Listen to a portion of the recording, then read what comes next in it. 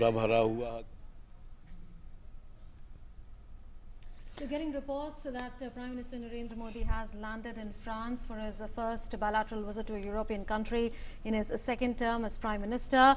And we'll be showing you live visuals as and when we receive those visuals. From there, the Prime Minister will be heading straight for a bilateral meeting with French President Emmanuel Macron. That will be followed by a signing of agreements and press statements between the two leaders.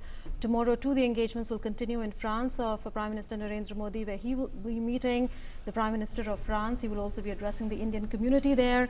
And then the Prime Minister will also dedicate a memorial in honor of those Indians who lost their lives in two Air India crashes in 1950 and 1966. This is going to be an extremely important visit of Prime Minister Narendra Modi to France, because India and France are strategic partners since 2008. That strategic partnership was signed in 2008, and in fact France was the first country that India ever had a strategic partnership with, and the first country to have a strategic dialogue with.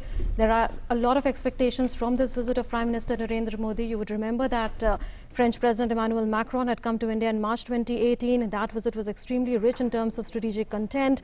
It is expected that this visit of Prime Minister Narendra Modi to France is going to be extremely important as well. This is the bilateral component of Prime Minister Narendra Modi's visit to France, because the Prime Minister heads from here to the UAE and then to the Kingdom of Bahrain, and then comes back to France to attend the G7 summit, which he'll attend in the capacity of a special invitee to the outreach session of the G7 summit in Biarritz, where the focus would be on preserving and protection of biodiversity, besides of course reducing inequalities in terms of income and gender inequities.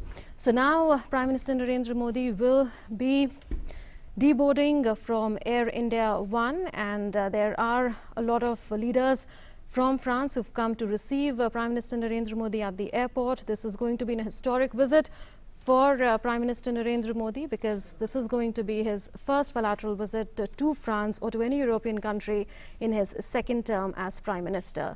Prime Minister, in fact, in his first term too had gone to France, the first country among the European countries, or the Prime Minister had gone then as well. And now Prime Minister Narendra Modi arriving in France for the bilateral component of the visit.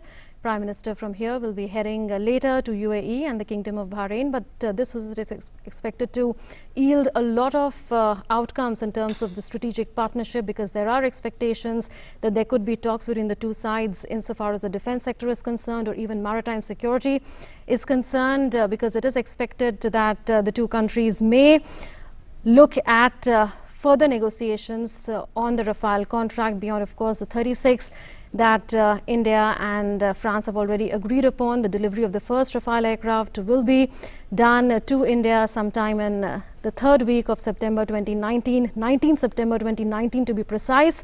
And then the 35 more Rafale jets would be delivered to India over a period of time, over 3 years, from September 2019. And then it is expected that France may well offer another round of Rafale aircraft to India, because the Indian Air Force is facing shortages insofar as its fleet is concerned, and would want more fighter jets like Rafale to be added to its fleet. Besides that, there are some satellites that could well be launched in future for the purpose of maritime surveillance in the Indian Ocean region. And those are just some of the pacts that could well be signed between India and France. There is a pact that is expected to be signed on vocational training as well as skill development between India and France, and there's a lot more in the offing. Our correspondent Shailendra Mishra is joining us. Shailendra, the visit of Emmanuel Macron in March 2018 was extremely rich in strategic content. We know that France was the first country with which India ever signed a strategic partnership with. Considering that, how significant could this visit of PM Modi to France be? बिल्कुल मुनमुन, बहुत महत्वपूर्ण यात्रा है प्रधानमंत्री नरेंद्र मोदी की। आप इस वक्त सीधी तस्वीरें देख रहे होंगे। हम जानते हैं कि द्विपक्षीय बातचीत होनी है। सबसे पहले फ्रांस के राष्ट्रपति के साथ प्रधानमंत्री नरेंद्र मोदी की बैठक होगी, और इसके बाद शिष्टमंडल की वार्ता होगी। और हम जानते हैं कि कल जो 1950 और 60 के दशक में जो दो विमान हादसे हुए थे, उनमें मारे गए लोगों के याद में जो लोग मारे गए थे, उनकी याद में जो मेमोरियल बनाया गया, उसका अनावरण भी प्रधानमंत्री नरेंद्र मोदी करेंगे और सीधे तौर पर जो यहाँ फ्रांस में जो भारतीय समुदाय के लोग रहते हैं उनको भी संबोधित करेंगे। हम जानते हैं कि तमाम ऐसे क्षेत्रों में जिसमें पिछले 4-5 वर्षों में महत्वपूर्ण प्रगति हुई है, चाहे वो डिफेंस कॉर्पोरेशन का क्षेत्र हो, अंतरिक्ष में सहयोग की बात हो, या फिर उससे भी आगे जाकर जो नए नए क्षेत्रों में भारत और फ्रांस के बीच सहयोग बढ़ा है। खासतौर पर क्लाइमेट चेंज को लेकर जो इंटरनेशनल सोलर अलायंस हुआ, उसमें हमने देखा कि किस तरह से भारत और फ्रांस सौर ऊर्जा के क्षेत्र में आपसी सहयोग को आगे बढ़ा रहे हैं और अब इस सहयोग को और आगे बढ़ाए जाने की ओर प्रयास किया जा रहा है, जिससे कि जो बाकी देशों में है, जो भारत और फ्रांस से इतर तमाम अफ्रीकी देशों में भारत और फ्रांस इस दिशा में अपना योगदान दे सके। इसके साथ ही साथ चाहे डिजिटल टेक्नोलॉजी का क्षेत्र हो या फिर मैरीटाइम सिक्योरिटी की बात हो, नौवन का क्षेत्र हो, इन सब में दरअसल भारत और फ्रांस के बीच जो सहयोग है वो बढ़ा है। हम जानते हैं कि बड़ी संख्या में भारतीय छात्र पढ़ने आते हैं फ्रांस में और अब इसमें बहुत सारी सहूलतें दी गई हैं दोनों देशों के प्रयासों के बाद। और अब ये लक्ष्य ये है कि 10,000 छात्र हर साल फ्रांस पढ़ने के लिए आए हैं। मौजूदा समय में करीब 12,000 छात्र यहाँ पर पढ़ाई के लिए भारत से आते हैं। तो ऐसे में एक बड़ा जंप से कह सकते हैं कि भारतीय छात्रों का आने वाले दिनों में, महीनों में, वर्षों में देखने को मिल सकता है। तो निश्चित तौर पर तमाम अहम क्षेत्रों में जो बातचीत होनी है, तमाम अहम क्षेत्रों में किस तरह सहयोग को आगे बढ़ाया जाए और जो फैसले 2015 से लेकर 2015 से लेकर अब तक जो तमाम अहम मौकों पर जो अहम फैसले लिए गए, उनमें जो उसे लागू किया गया तो किस तरह से अलग अलग आयामों में और विस्तार दिया जा सकता है, इसको लेकर बातचीत हो सकती है। जानते हैं कि अंतर्राष्ट्रीय स्तर पर कई ऐसे मुद्दे हैं, कई ऐसी चुनौतियां हैं जिसमें भारत और फ्रांस समान विचार रखते हैं, चाहे वो आतंकवाद के खिलाफ। Right, Shailendra, hold your thoughts. Prime Minister Narendra Modi deboarding from Air India One for the bilateral component of his visit to France. He will soon be meeting the President of France, Emmanuel Macron, and after that we'll see how key agreements will be signed between India and France, and there will be press statements that will be issued. Before that, delegation level talks also will take place between India and France. Tomorrow would be Prime Minister's second day in France, where the Prime Minister will be meeting with the Prime Minister of France, and he will be addressing the Indian community in France. There is a sizable Indian community there of over 1 lakh people who reside there. There is already an increase in the number of visa applications from India as well. There's an increase in the number of students from India who visit France for higher studies. All that shows that the people-to-people connect and contact is only growing over the period of time between India and France. That shows the relationship is strong in terms of strategic partnership and also in terms of people-to-people ties. Prime Minister Narendra Modi in France now for the bilateral component of his visit to France. He'll be coming to France once again after he goes to UAE and the Kingdom of Bahrain, because his second leg of his visit to France would be to attend the G7 summit in Biarritz in the capacity of a special invitee for the outreach session. He was extended this invitation by the President of France, Emmanuel Macron. The strategic partnership between India and France dates back to 2008. Since then, it's been around 11 years. And like our correspondent Shailendra was also telling us, that there is a lot of convergence insofar as global issues are concerned between India and France, because India and France were founding members of the International Solar Alliance. There was an ISA founding summit that was co-hosted by India and France in New Delhi.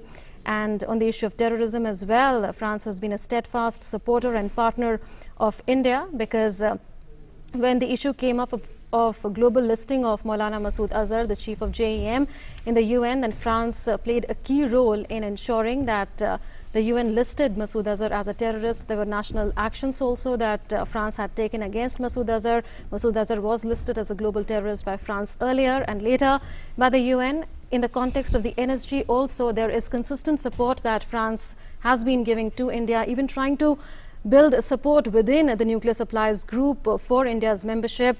Time and again, France has reiterated that France supports India's bid for permanent membership of the United Nations Security Council. So on a whole lot of issues. There is convergence. Besides that, when in March 2018, Emmanuel Macron, the French president, came to India, we saw how there were two special joint statements that were released. One in the Indo-Pacific region for strategic partnership, and the other for strategic partnership insofar as space is concerned.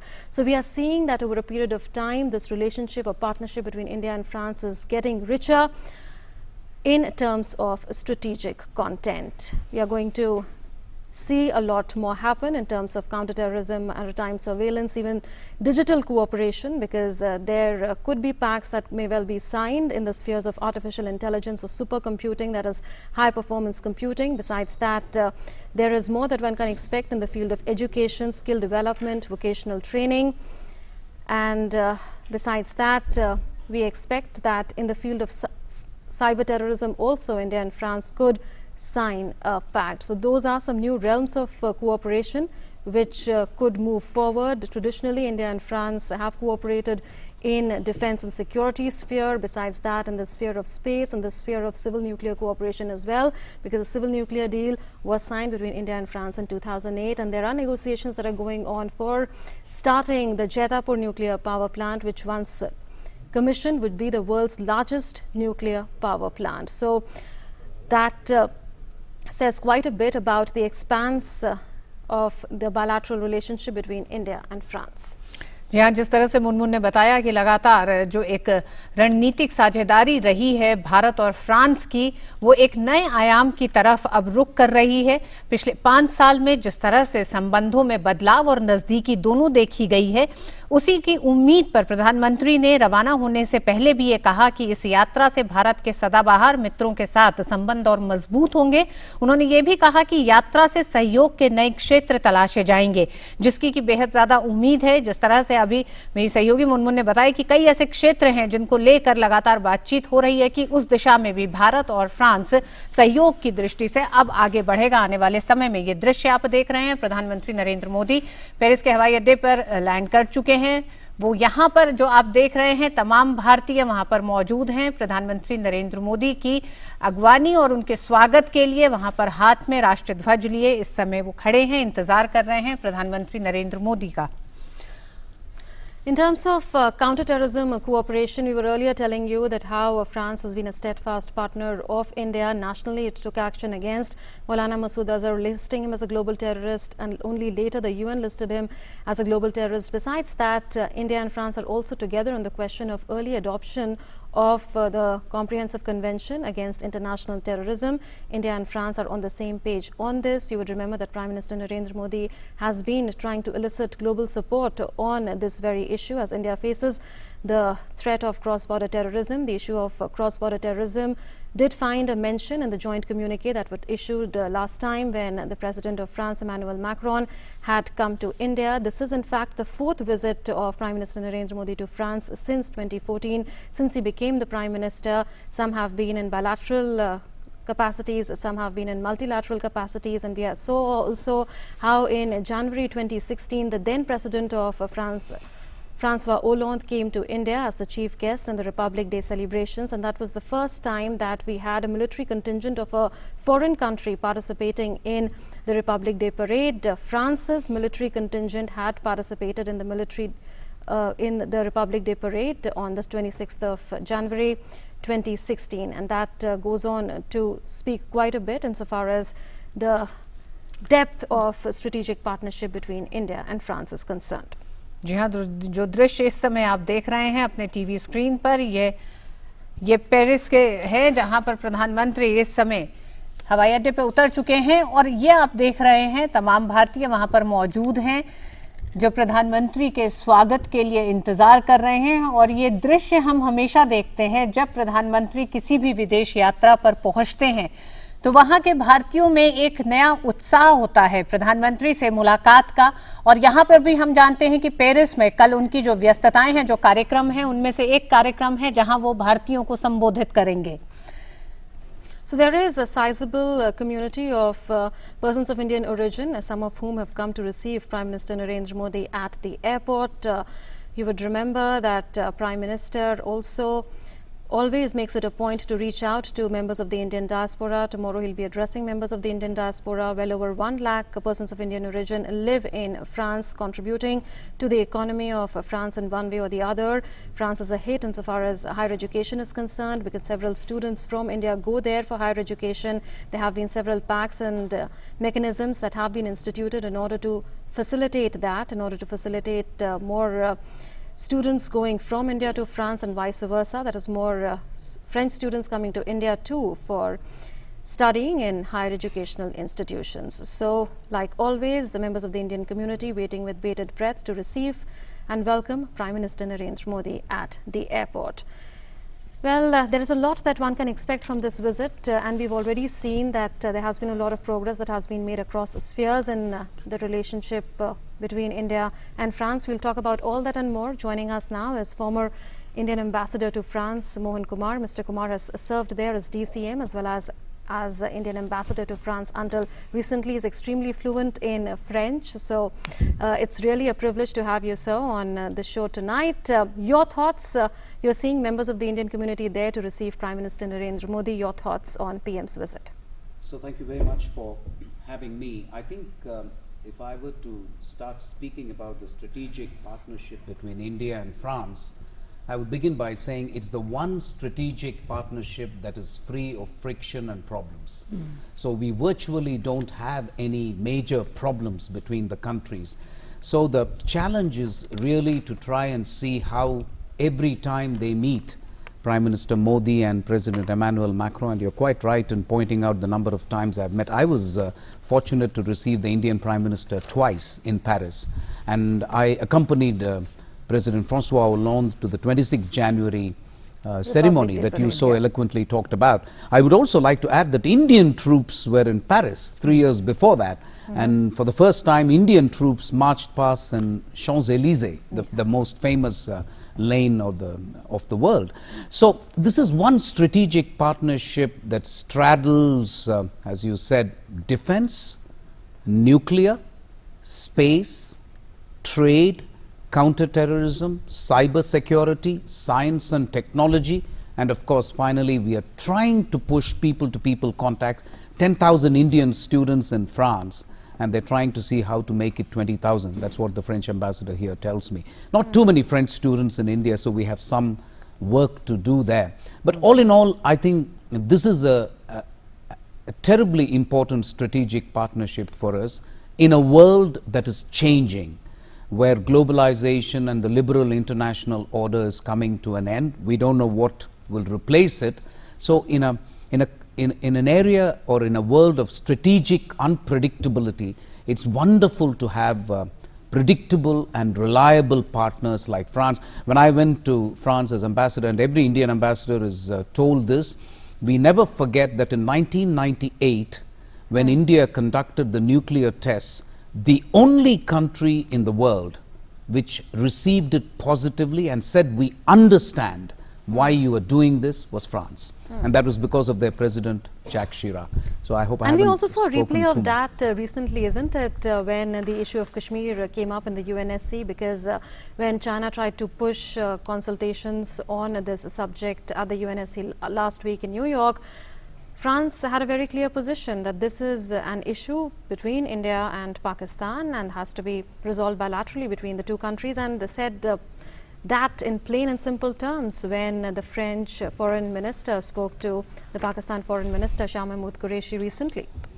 Absolutely. I think the French, from my understanding in all the conversations that I've had with French interlocutors, they're very clear that we want to stand by India, and we don't believe that we will tell you something and then we will do something else. So they're very upfront about this. They say that we think that the force of a democratic India is good for the world. They've taken that position. They don't think that other countries are that important, because they think the world's largest democracy is a good thing.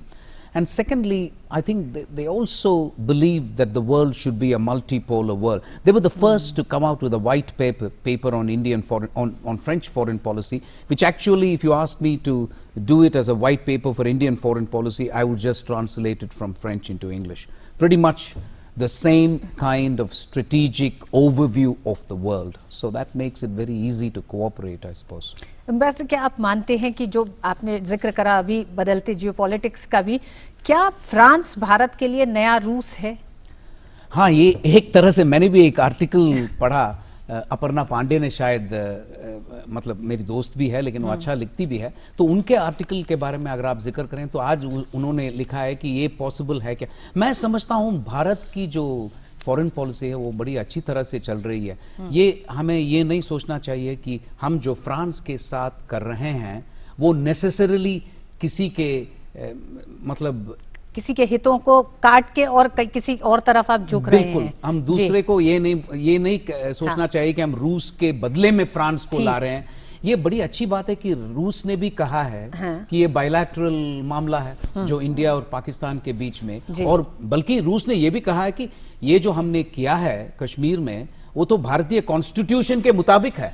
ये तो बहुत अच्छी तरह उन्होंने भी कहा है। तो मैं समझता हूं कि एक तरह से भारत का जो हम अंग्रेजी में कहते हैं स्ट्रेटेजिक हेजिंग जो है, सबके साथ अच्छे ताल्लुकात हैं और ये जरूरी है, क्योंकि हम देखिए हम लीडिंग पावर अभी बने नहीं हैं, हम राइजिंग पावर हैं। तो एक राइजिंग पावर के लिए मैं समझता हूं कि एट अ मिनिमम आपको स्ट्रेटेजिक एंगेजमेंट चाहिए सबसे, और जितने आप स्ट्रेटेजिक पार्टनरशिप बना सकते हैं, जो आपके पुराने दोस्त हैं रूस जैसे या नए दोस्त हैं जापान, कोरिया, और फिर फ्रांस के साथ तो पुराना रिश्ता तो है ही है, तो ये सब मेरे ख्याल में जरूरी है। जी, आपने जो बात कही कि हम किसी के हितों को मतलब दरकिनार करके किसी और के साथ दोस्ती बढ़ा रहे हैं, इस तरह का संदर्भ नहीं है।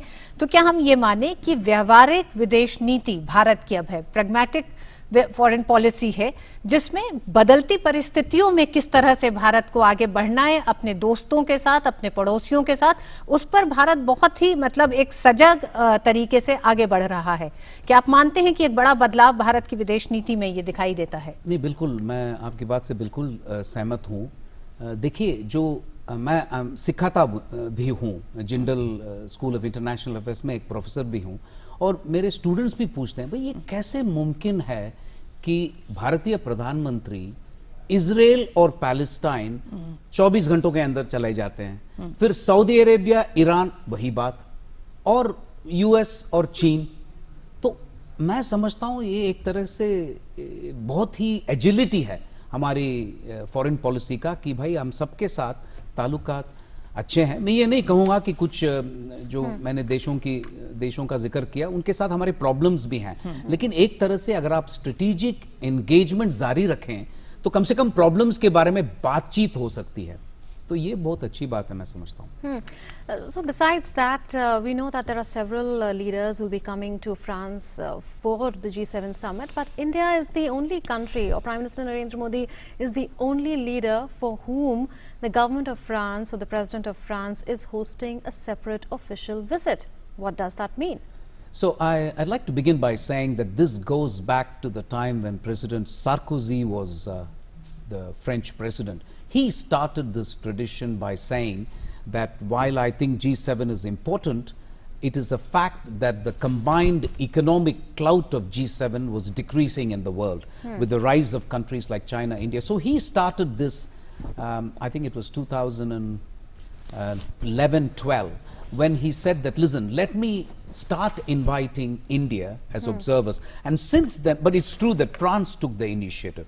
And as you rightly pointed out, France has always been of this position that India should get into the Security Council on its own merit. And I have sometimes joked to my French friends that, listen, you know that Europe is overrepresented, so it could well be that France will have to give it up for India. They laughingly tell me that's fine, that's fine, as long as we have India. I think they've taken a strategic calculation that, listen, India is our long-term bet.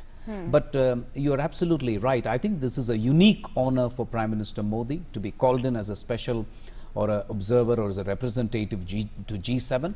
They sincerely believe, the French sincerely believe that without India, these multilateral meetings don't count for much. India's Okay. voice is important. So I think that's And one be of that the as it reasons. may, you are referring to the invitation that has been extended to India or to Prime Minister Narendra Modi to be a special invitee to the outreach session of the G7. I am saying that there are several countries and several leaders who will be part of the G7, some as part of the outreach, some as part of the Leaders Summit. But India is the only country with which France is going to have a separate bilateral meeting. How significant is that? Absolutely. I think, sorry, I didn't understand you fully, but now I do. It's absolutely huge in my view. Again, it goes back to a decision that the two leaders made, Prime Minister Modi and President Emmanuel Macron, that every year there will be a visit. So last year, if you noticed, there was a visit Yes. by Emmanuel Macron to India. And this year, well, of course, they keep meeting in multilateral fora, by the way. It Which doesn't they mean did that this they don't very meet. year in Osaka. Absolutely. So I think they've made a calculated decision that there will be a visit roughly every year to each other's capital, which I think, as you rightly hint, is huge. I can't remember us doing that on a systematic basis with any other country. So I think it's pretty important that these two leaders meet. And there's nothing, I think you will realize there's nothing like a face-to-face meeting in diplomacy. You can make phone calls, you can ask your ambassadors to convey messages. I was an ambassador myself. It is never underestimate the face-to-face meeting of two leaders. And I think the current security environment in South Asia, the current environment in Northeast Asia with North Korea, and the general environment with regard to US-EU relationship, the US-China trade war, it's, I think, vital that two leaders like Emmanuel Macron and Prime Minister Modi meet and talk about this. So I think it's huge. Since you're referring to the security environment in this region, some reports suggest that both India and France plan to launch around 6 to 10 satellites that would be part of a constellation, the purpose of which would be to monitor sea traffic in this region. In the context of the Indo-Pacific region, how significant could this turn out to be? So again, these questions are hugely important, and I'm grateful to you that you're raising it. We had the first maritime dialogue between France and India when I was India's ambassador to Paris. That was the first ever maritime dialogue. And one of the decisions that we made was, can we not cooperate more? So then there was a second dialogue as well. So this is one thing that has come out of that. I think I keep telling the students of diplomacy who are looking at India but who are also looking at the world that the one domain that is going to play an extremely important role in the future is the maritime domain. Most of trade happens in maritime domain. I would point out to your viewers that most of the fiber optic cables for internet go through under the oceans. So actually maritime becomes extremely important. Indo-Pacific, you're absolutely right. Most people lose sight of the fact that the largest real estate in Indian Ocean is actually owned by France. You have to go to Reunion Islands to know what I'm talking about. It's huge. So I think, and France has always been a maritime power as well. So you're quite right, and these satellites are essentially meant to promote maritime domain awareness, anti-terror piracy operations, as well as find out the movements that happen in the maritime domain. So actually extremely important for both countries, and as you say, I cannot overemphasize this point in the context of Indo-Pacific. In terms of the Rafale deal, there are certain reports that France may offer another set of 36 Rafale aircraft to India. We know that the first Rafale aircraft is set to be delivered to India on the 19th of September, and then the next few would be rolled out to India in around 3 years. But considering the requirements of the Indian Air Force, which is facing depleting combat force levels, is that a realistic option that both countries would be interested in? So on the Rafale deal, my honest view would be I don't know about this. I have read the press reports as much as you have read it. But one thing I can tell you on the basis of my knowledge about the requirements of the Indian Air Force, it doesn't make sense to only order 36 and stop. Because as you rightly said, even the minimum size of a squadron is much more. So our needs will increase as we go along. And I'm very sure that at some point we will have to go on and make additional orders if you have to maintain some degree of consistency and operability in the Indian Air Force. Well, France may also be interested in Make in India, and so would India be interested in Make in India for various fighter jets. For instance, I was reading reports that there could well be talks between Prime Minister Narendra Modi and the French President on a competition of sorts that could take place for 114 fighter jets under Make in India category. So absolutely. I mean, this was, when I was ambassador, the deal that happened was a G2G deal, and it was what is known as ready to fly condition of acquiring aircraft. So you're quite right, that's what we did. And that's because of the critical need of the Indian Air Force at the time. But over the long term, we have made it clear to the French. In fact, that is one thing that we've been trying to tell the French, that the buyer-seller relationship in defense, and you know that we buy a lot of armaments from France, but also with other countries. Some point the buyer-seller relationship will have to change to some kind of an investment and Make in India project. So I think the French understand that perfectly. There are some logistical obstacles to be overcome in India. You know, we've got acquisition of land, finding a joint venture partner, and those are things that we can talk about. But I think the French are acutely conscious that that the current state of just selling things will not last. At some point, they will have to come here, invest and make it in India. Ambassador, जिस तरफ आप इशारा कर रहे हैं, शायद उसी तरफ प्रधानमंत्री ने भी रवाना होने से पहले जो बात कही, उन्होंने कहा कि यात्रा से सहयोग के नए क्षेत्र तलाशे जाएंगे। यानी कि ये वो क्षेत्र है जहां पर संभावनाएं अपार हैं, लेकिन अभी तक उस पर उस तरह से शायद काम नहीं हुआ है, और जो अड़चने हैं उसे दूर करने पे इस बार की इस मुलाकात में, जब प्रतिनिधिमंडल स्तर की भी वार्ता होगी, अब से थोड़ी ही देर में होने वाली है, और अब से थोड़ी देर में द्विपक्षीय मुलाकात भी होगी प्रधानमंत्री नरेंद्र मोदी की राष्ट्रपति मैक्रोन के साथ, तब इन तमाम मसलों पर और तस्वीर साफ होती दिखाई देगी। हमारे साथ हमारे संवाददाता शैलेंद्र जुड़े हुए हैं पेरिस से। शैलेंद्र, आपसे जानना चाहेंगे अब आगे का कार्यक्रम क्या रहेगा और कितनी देर में? जी, अब से थोड़ी देर पहले आपने देखा होगा प्रधानमंत्री नरेंद्र मोदी जब फ्रांस की यात्रा पर पेरिस पहुंचे, और यहाँ पर फ्रांस के विदेश मंत्री ने उनकी अगवानी की। अब से थोड़ी देर बाद अब प्रधानमंत्री यहाँ से निकलेंगे पेरिस से तकरीबन 60 किलोमीटर दूर ऐतिहासिक शहर में, जहाँ पर फ्रांस के राष्ट्रपति मैक्रो के साथ उनकी बातचीत होनी, और उसके बाद शिष्टमंडल स्तर की बातचीत होगी, और उसके बाद प्रेस स्टेटमेंट जारी किया जाएगा। हम जानते हैं कि कल फ्रांस के प्रधानमंत्री से भी प्रधानमंत्री नरेंद्र मोदी की मुलाकात होनी है ब्रेकफास्ट पर। उसके बाद जो भारतीय समुदाय के जो लोग यहाँ पर रहते हैं उनके साथ सीधे तौर पर मुखातिब होंगे। बड़ी संख्या में लोगों ने रजिस्ट्रेशन कराया, न केवल पेरिस बल्कि दूर दराज में फ्रांस से लोग प्रधानमंत्री नरेंद्र मोदी से मिलने, उनको सुनने के लिए यहाँ पर आए हुए हैं। सभागार, जो यूनेस्को का सभागार है, वहाँ पर वो संबोधित करेंगे कल भारतीय समुदाय के लोगों की। और 1950 और 60 के दशक में जो विमान हादसा हुआ था, उसमें जो लोग मारे गए थे, उनकी याद में उनको श्रद्धांजलि देते हुए दरअसल जो स्मारक बनाया गया है उसका भी अनावरण प्रधानमंत्री नरेंद्र मोदी करने वाले हैं। हम जानते हैं कि 1966 में महान वैज्ञानिक होमी जहांगीर भाभा की इसी विमान हादसे में मौत हुई थी।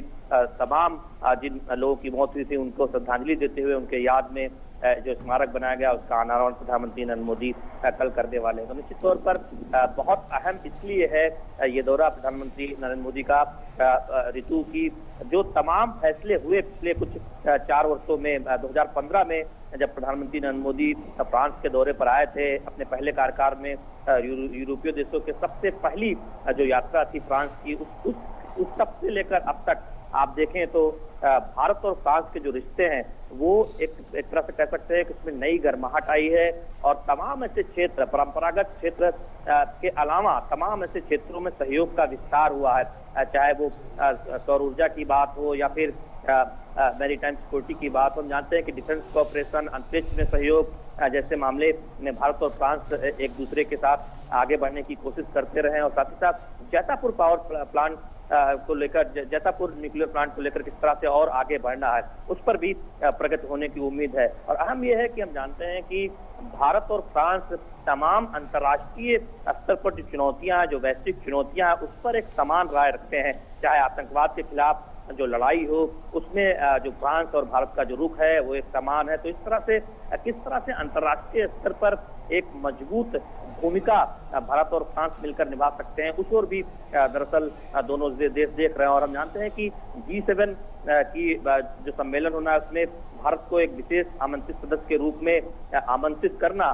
फ्रांस की तरफ से, ये अपने आप में एक बड़ा संकेत है कि वैश्विक स्तर पर जो तमाम ऐसे इस वक्त के जो मौजूदा मुद्दे हैं, जो भावी चुनौतियां हैं, उसमें भारत की एक बढ़ी हुई भूमिका है, फ्रांस उसे स्वीकार करता है। और किस तरह से अंतर्राष्ट्रीय स्तर पर दोनों देश मिलकर आगे चल सकते हैं जिससे ग्लोबल स्तर पर तमाम जो चुनौतियां हैं उनसे बेहतर तरीके से निपटा जा सके। खासतौर पर हम जानते हैं कि क्लाइमेट चेंज को लेकर जो चिंताएं हैं जिसमें भारत और फ्रांस ने एक बड़ी पहल की है, और अब भारत और फ्रांस से इतर बाकी देशों में किस तरह से दोनों देश मिलकर आगे बढ़ सकते हैं, सौर ऊर्जा के क्षेत्र में योगदान दे सकते हैं, उन पर भी बातचीत हो रही है। इसके साथ ही साथ नए नए क्षेत्रों में दरअसल क्या अवसर हैं, किसमें आगे बढ़ा जा सकता है, इन सब पर बातचीत होनी है। और अहम ये है कि दरअसल फोकस इस बात पर है कि जिन परंपरागत क्षेत्रों में भारत और फ्रांस का सहयोग रहा है उन्हें किस तरह से और मजबूत किया जाए, आगे बढ़ाया जाए और नए नए क्षेत्रों में अवसर तलाशे जाए। हम जानते हैं कि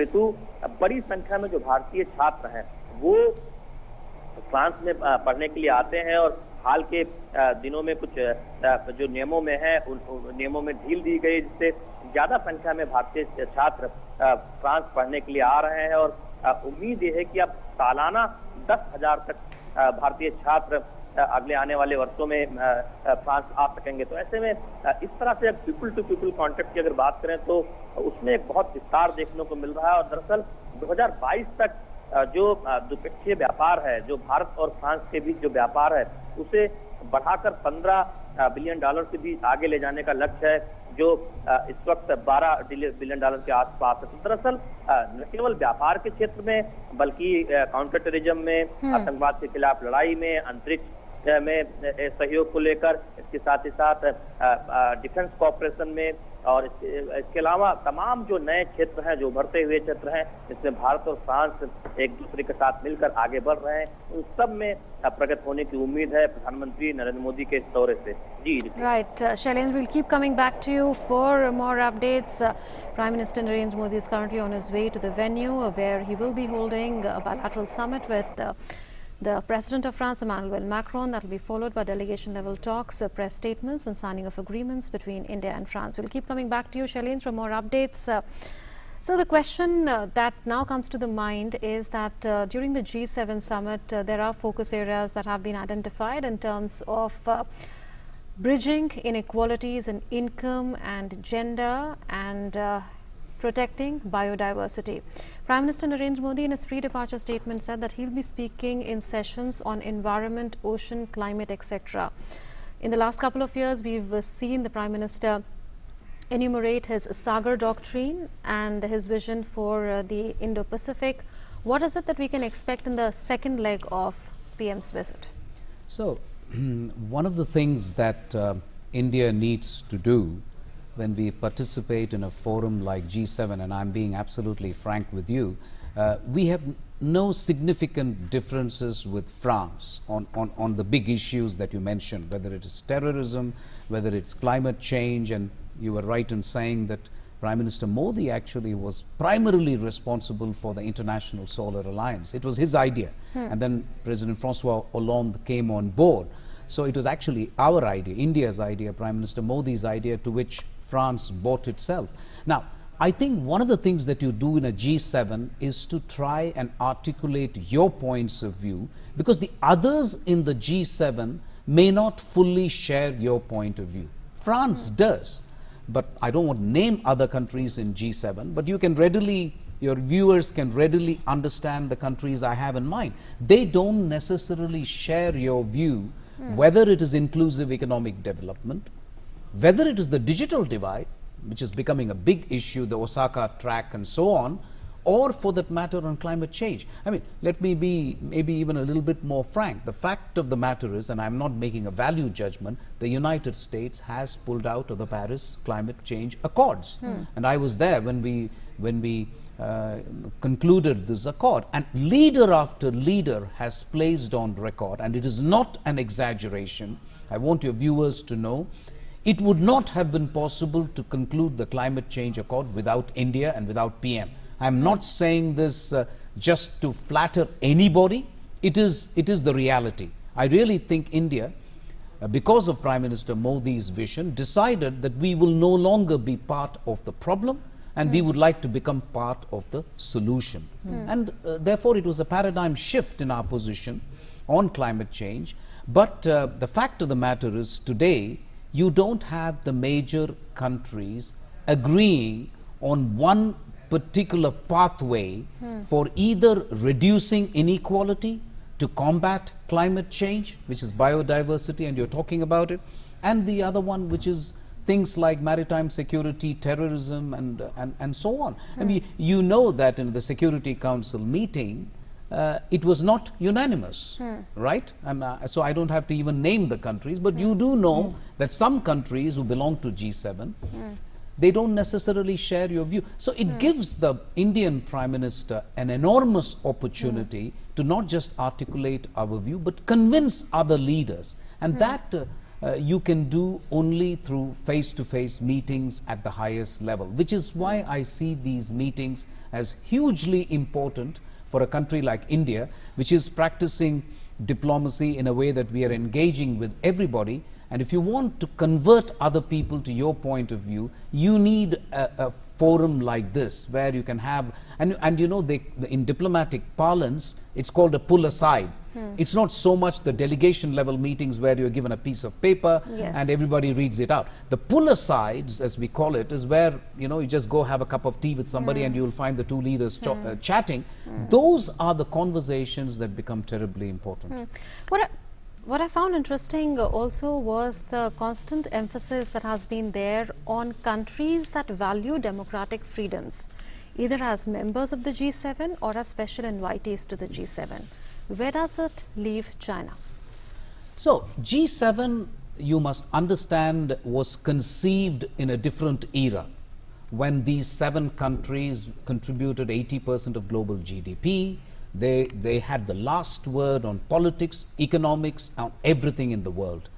The rise of China, and since you mentioned China, one has to accept that the rise of China, exponential rise of China, has changed everything.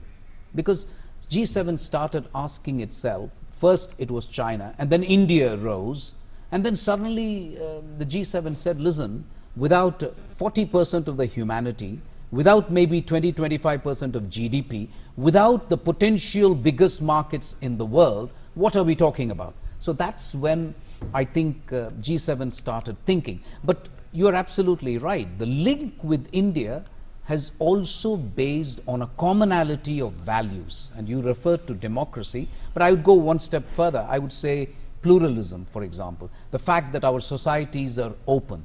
So those bind the G7 and India much more. But China... These are live visuals that you are seeing of Prime Minister Narendra Modi being received by members of the Indian diaspora in France. There are well over 1 lakh persons of Indian origin who reside there. These persons that you are seeing there at the airport were anxiously waiting for Prime Minister Narendra Modi, and the pleasantries being exchanged between members of the Indian diaspora and Prime Minister Narendra Modi. Prime Minister exchanging greetings with members of the Indian community in France. There are several French companies that are based in India, several Indian companies that are based in France, and there is a lot that has happened in terms of cultural and educational exchanges between India and France. There's a lot that is happening in terms of student exchanges. It's been decided to give a push to cultural ties. It's been decided to give a push to people-to-people ties as well. And we saw how France celebrated the Indian Cultural Festival, and then how India celebrated the French Cultural Festival. So the cultural ties also are deep-rooted between India and France. Members of the Indian diaspora carrying the tricolor in their hands, greeting Prime Minister Narendra Modi. Tomorrow, Prime Minister will be addressing a larger gathering of members of the Indian diaspora. He's made it a point to reach out to members of the Indian diaspora in all his visits to various countries, and that is a constant now in PM's visit across countries. We'll see that later in his visit to the West Asian countries as well. Prime Minister Narendra Modi greeting members of the Indian diaspora who were waiting with bated breath, in a sense, to receive Prime Minister Narendra Modi. We've seen how at the hotels where Prime Minister puts up during his visits, there are several members of the Indian diaspora who come there. They greet Prime Minister, PM waves to them, shakes hands with them, greets them, and that's how the people-to-people connect between India and France, between India and several countries, becomes stronger. There is a feeling of greater affinity, and the bond between the Indian community and India becomes stronger. So Prime Minister, in a way, acting as a bridge between India and members of the Indian diaspora. And you can see that it seems that well over 100 members of the Indian diaspora have come there at the airport to receive Prime Minister Narendra Modi. So after, प्रधानमंत्री नरेंद्र मोदी, हम जानते हैं कि अपने हर विदेशी दौरे के दौरान जिस तरह से उनसे मिलने की उत्सुकता रहती है, वहां पर इंडियन डायस्पोरा की वही उत्सुकता अभी भी दिखाई दी है और उन्होंने वहां मौजूद लोगों से मुलाकात की है। इसके बाद अब उनका अगला कार्यक्रम होगा, राष्ट्रपति मैक्रो के साथ उनकी द्विपक्षीय वार्ता होगी और उसके बाद प्रतिनिधिमंडल स्तर की बातचीत होगी, जिसमें कई ऐसे अहम मुद्दे होंगे जिन पर चर्चा होगी। इन दृश्यों पर जाने से पहले एम्बेसडर, हम बात कर रहे थे G7 की। G7 का गठन जिन परिस्थितियों में हुआ था, आज परिस्थितियां उससे कहीं ज्यादा बदल चुकी हैं। ऐसे में आपको क्या लगता है G7 जैसे वैश्विक संगठनों में सुधार, क्योंकि आपने भी बताया कि कई ऐसे मतभेद हैं G7 संगठनों इस मंच पर और ऐसे कई ऐसे वैश्विक मंच में जिनमें सुधार की भी बात लगातार भारत करता रहा है, प्रधानमंत्री नरेंद्र मोदी तमाम मंचों से करते रहे हैं। क्या आपको लगता है कि इसके सुधार की जरूरत है? आज की तारीख में इसके रेलेवेंस यानी कि प्रासंगिकता क्या दिखती है? मैं समझता हूं एक्चुअली कि G7 ऑलरेडी G20 बन चुका है एक तरह से। आप जानते होंगे G20 फोरम जो है उसमें G7 मौजूद है और आगे 13 कंट्रीज को जुड़ा हुआ है, तो G20, तो एक तरह से ये इसका विस्तार हो चुका है। बिल्कुल। और मैं समझता हूं कि इसका जो टर्निंग पॉइंट आप कह सकते हैं वो 2008 था, जब वो फाइनेंशियल क्राइसिस हुआ अमेरिका में और लेमन ब्रदर्स का जो क्राइसिस हुआ। उस वक्त हम सोचते थे कि G7 का एक तरह से आखिरी मौका था कुछ करने का, उन्होंने कुछ किया नहीं। और फिर G20 आप जानते होंगे उसी समय G20 ने very much it came into its own, तो एक तरह से G20 का अपना रेजोन द एथ जस्टिफाई हो गया। और तब से मैं समझता हूं अगर आप management of the global economy को अगर आप लेंगे, मैं समझता हूं आज की तारीख में with humility I will suggest कि वो G20 ज्यादा इंपॉर्टेंट है G7 से। लेकिन G7 में यही है कि वो वेस्ट का जो है रियल रिप्रेजेंटेटिव्स हैं। लेकिन आप देखते होंगे कि पिछली बार आप देखेंगे कि एक देश हो सकता है वो अमेरिका हो, वो कह रहे हैं कि बाकियों से कि भाई हम सहमत नहीं हैं क्लाइमेट चेंज के अकॉर्ड पे, तो एक तरह से वो G7 और भी वीक हो गया है। तो मैं समझता हूं G7 to a great extent has already been replaced by G20, but I think G7 has a very limited interest in terms of representing to you what the old industrial powers of the West feel. That's right. Well, there's a lot that one can expect from the ongoing two-day visit of Prime Minister Narendra Modi. Let's take a look at what to expect from this visit. Prime Minister Narendra Modi is in France for his first bilateral visit to the European country in his second term as PM. In the first term too, France was the first European nation that Prime Minister visited. Within hours of landing, President Emmanuel Macron and PM Modi will hold a one-on-one meeting, followed by delegation-level talks and the signing of agreements. We are at the beginning of the third decade of India-France strategic partnership. This is a partnership which is characterized by a very strong personal relationship between the Prime Minister of India and the President of France. It is also characterized by a very comprehensive nature of cooperation stretching across all the domains. The next day, PM Modi will meet French Prime Minister Edouard Philippe and also address an event of the Indian community at the UNESCO headquarters in Paris. A memorial for Indian victims of two Air India flight tragic air crashes of 1950 and 1966 will also be inaugurated.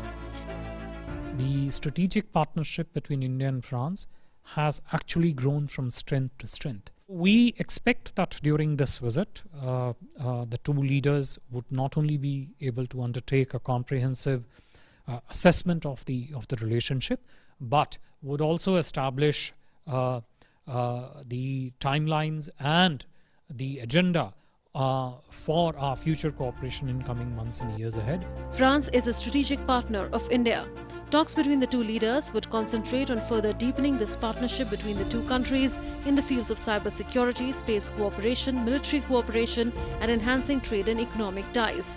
Jaitapur nuclear plant may also come up for discussion. Expanding the footprint of the International Solar Alliance to include African nations may also be taken up. The personal chemistry between PM Modi and French President Emmanuel Macron has further cemented bilateral ties between the two nations. This was visible when PM Modi hosted President Macron in his parliamentary constituency Varanasi last year. Sharing the same commitment to renewable energy, the two leaders also inaugurated a solar power plant in the Mirzapur district of Uttar Pradesh during the visit. After completing his tour to the UAE and Bahrain, the Prime Minister will return to France on 25th August, where he will attend the G7 summit as a Biarritz partner. With Shailendra Mishra in Paris, Bureau Report, DD India.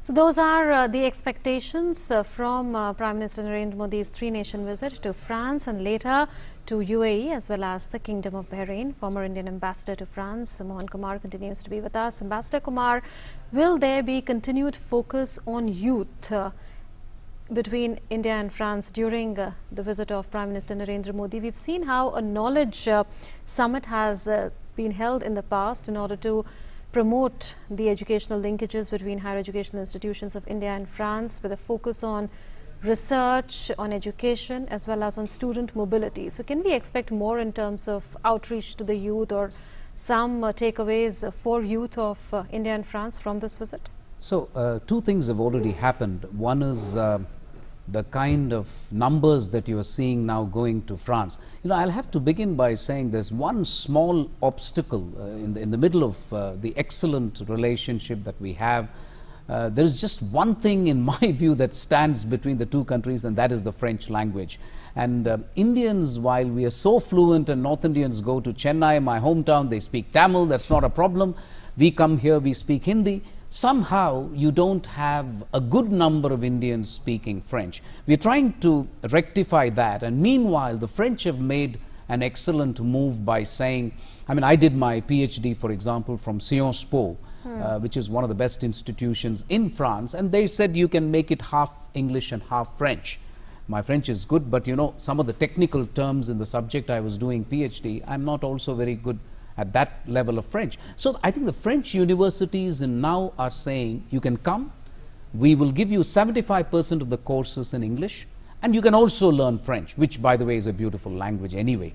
So a lot of Indians are now beginning to go to France.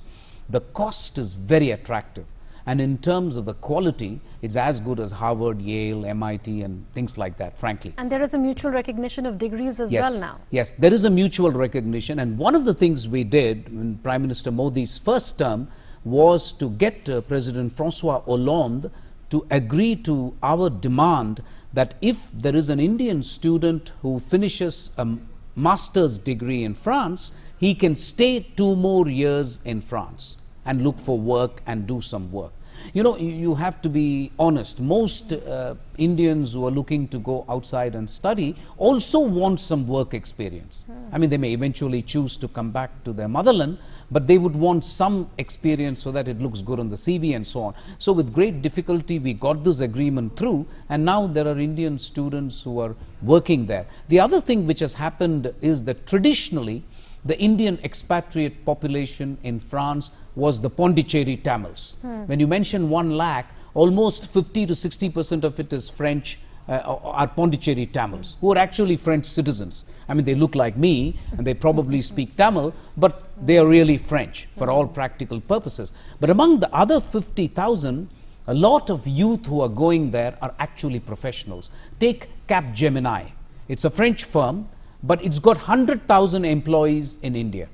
It's an IT firm. And they recruit so many Indians. So I was beginning to leave France after 2.5 years as ambassador, I was beginning to see, and I was excited to see a number of young people who started coming to France as professionals and started working. The other firm which has got a huge imprint in India is Saint-Gobain.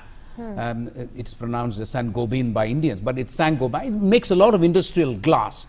And Saint-Gobain and Capgemini alone are such big firms which have a lot of Indians, professionals who come and work in France. All this, I think, will go towards what you are hinting, which is, you know, you can have a bright relationship only if you connect the youth between the two countries. And I think that's slowly beginning to happen.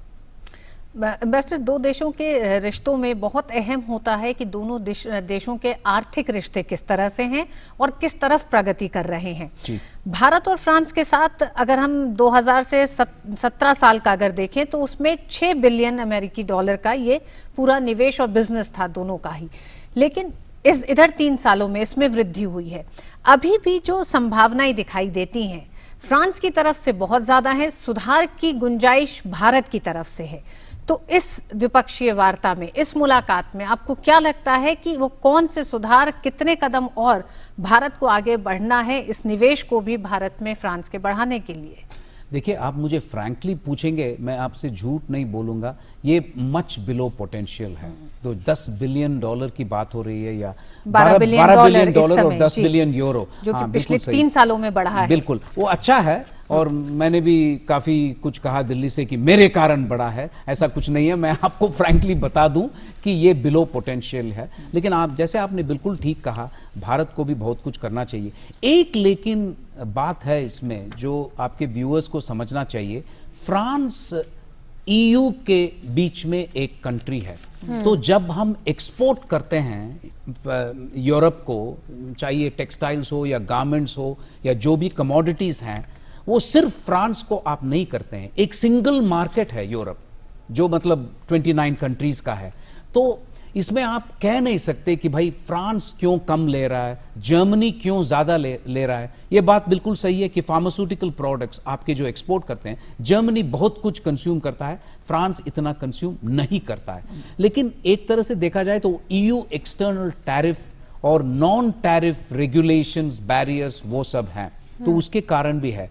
लेकिन मैं समझता हूं, once a beta is renegotiated between India and EU, could most of those problems go? One is that, and you're right. But and since my other expertise is WTO, I did 10 years, I was India's negotiator at the WTO, I would strongly argue for a free trade agreement between India and EU.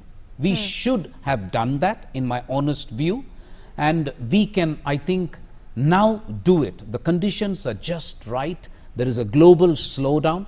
See, look at it this way. I don't want to make this into a discussion on trade. India has 4 major trading partners: EU, United States, China, Gulf. Set aside China because they export more to you and I don't think you can export more. So leave aside China. Gulf is a very special place and the trade is because of Dubai. So leave that aside. And crude oil also is a major component of that. So really, we are the only country which don't have an FTA with our major trading partners. So we must pick up the threads with EU and really pick it up where we left off 3 years ago. And a lot of things happen, Italian Marines and so on. But I think the time is now right for an FTA with EU, and that might actually help things as well. On the issue of counterterrorism, how valuable has France's support on this particular issue to India been? Huge. I'll tell you 2 things. One, they are very clear that they will not supply lethal defense equipment to India's enemies. They're very clear. And France has kept its word. You will not find any evidence of France doing this, you know, playing both sides. They never do that. So that's one. The second thing is that we have this long-standing agreement in the UN, the Comprehensive Convention on International Terrorism. we've been struggling to define terrorism. Can you believe it? For 25 years, we are struggling to define terrorism in the UN. There, France has given us a lot of support. The other area where I think there has been excellent cooperation is in the sharing of intelligence. You know, France, I have to say, at the risk of being politically incorrect, is the largest number of Islamic immigrants are in France, in entire Europe.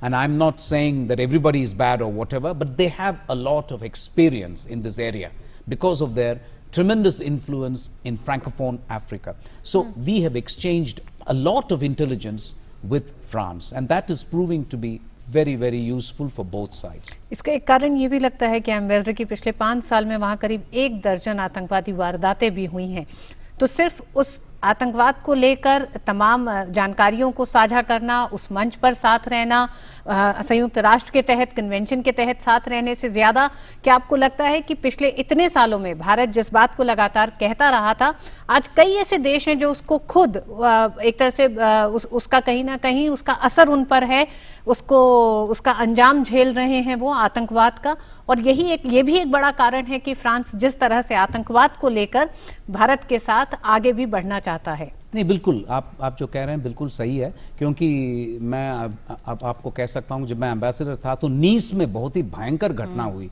जिसमें काफी बच्चे और औरतें भी मारे गए। Attack using truck. बिल्कुल बिल्कुल, और ये पहले कभी नहीं होता था फ्रांस में, तो उनको भी ये महसूस हो रहा है कि ये बड़ा प्रॉब्लम है। लेकिन to be fair to France, वो पहले से ही उन्होंने कम से कम हमारे साथ सिंपैथी और सपोर्ट की है। जैसे आप देखेंगे, एक तरह से ये एक सिंबल ही है डिप्लोमेसी में, लेकिन जब एक घटना हो जाती है, तुरंत कौन सा बाहर वाला देश जो आपको सपोर्ट कर रहा है, आप अगर देखेंगे तो फ्रांस को कोई कहने की ज़रूरत नहीं है। ये ज़रूरत नहीं है कि इंडियन एम्बेसडर को फ़ोन करके उनके फॉरेन ऑफिस में कहना पड़े, देखिए कुछ घटना हुई है इंडिया में, क्या आप सपोर्ट के लिए एक स्टेटमेंट दे सकते हैं। वो खुद ब खुद कर देते हैं, रातों रात कर देंगे। तो ये तो है कि वो हमारे साथ काफ़ी सिंपैथी है उनका, और मैं कहूँगा कन्वर्जेंस ऑफ आउटलुक है इस मुद्दे पर, क्योंकि आपकी बात बिल्कुल सही है, उन्होंने भी बहुत झेला है बिल्कुल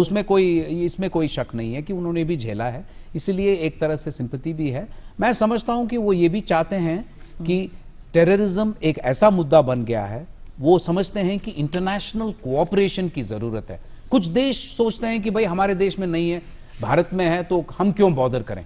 इनका एटीट्यूड थोड़ा अलग है, ये समझते हैं कि इंटरनेशनल कोऑपरेशन की मतलब बहुत जरूरी है। Is France becoming a net security provider in the Indian Ocean region? I think you mentioned Indo-Pacific. I would say in addition to Australia, India, of course the United States and Japan, we need to look very, very carefully at France. If you define Indo-Pacific as Hollywood to Bollywood, which is the easiest way of defining it, western shores of India to the western shores of United States, then I think you cannot forget France, because as I said, they have a lot of real estate in the Indian Ocean, plus they are a maritime power. So I would say that definitely France has an important contribution to make in this regard.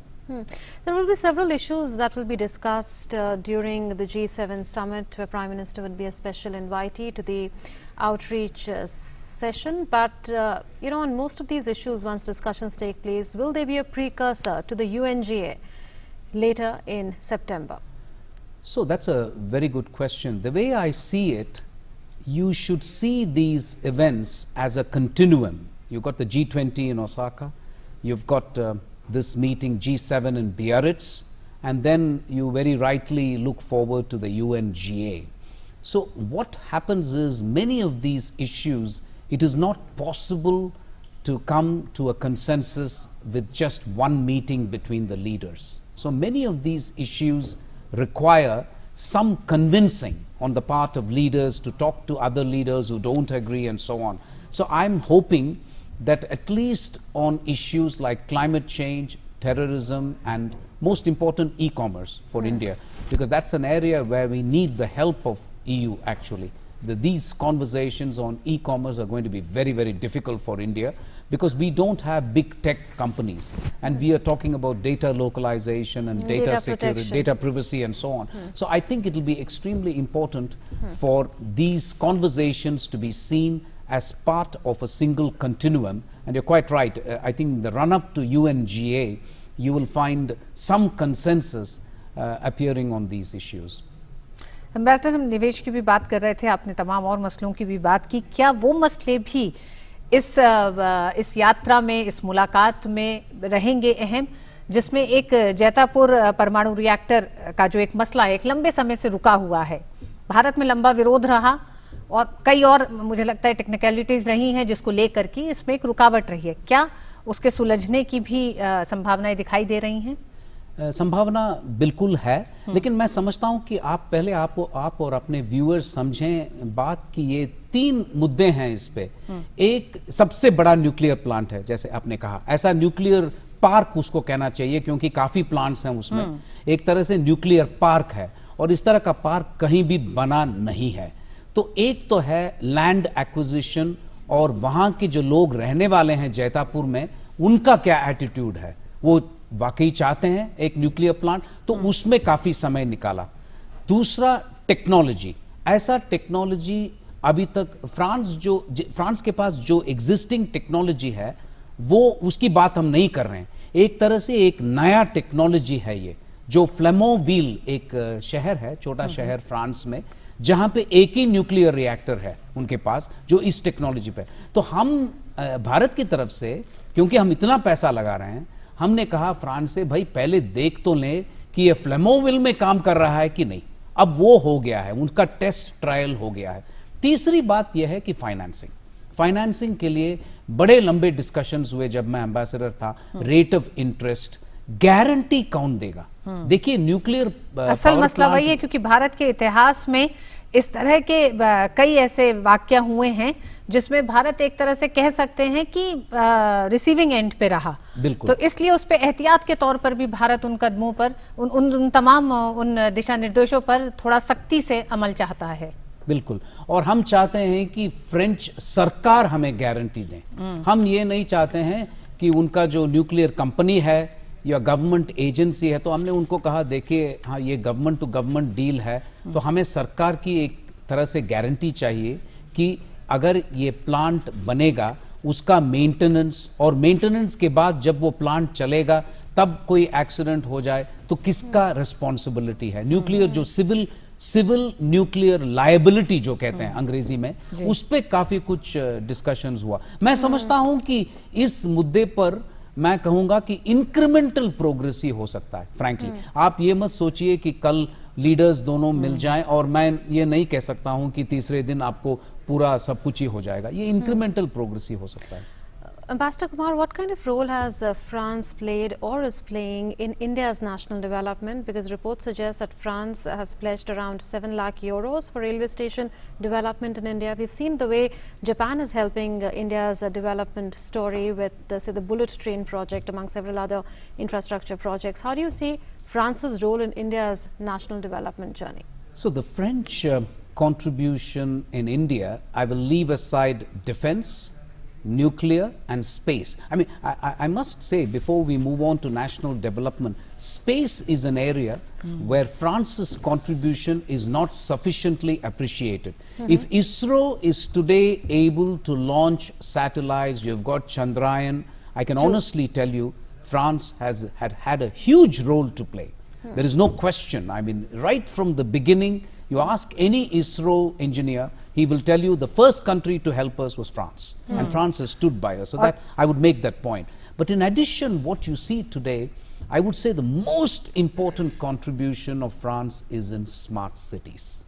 You have advertised for 100 smart cities, and you've said we are most welcome. Right. We will have a grading of these cities and so on. Very there, quickly, I think Ambassador. France is making a huge contribution. Absolutely. So France is making a huge contribution insofar as national development is concerned in the spheres of defense, maritime surveillance or security, space, to name a few. There are new areas of cooperation that will emerge going forward in terms of the digital domain, as well as in terms of combating cyber terrorism. And of course, there could be much more that could take place during the visit of Prime Minister Narendra Modi in France in strengthening the counter-terror cooperation between France and India. We'll keep you up to speed on that, but that's it for now in this special broadcast on Prime Minister's visit to France. We'll thank you, Ambassador Mohan Kumar, for having joined us on this special broadcast. Thanks for watching. I desperately need some water.